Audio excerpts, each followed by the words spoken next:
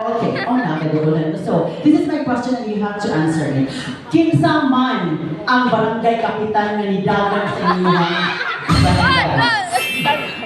So actually, duha na tabo. Si Magtalaba at si Pat.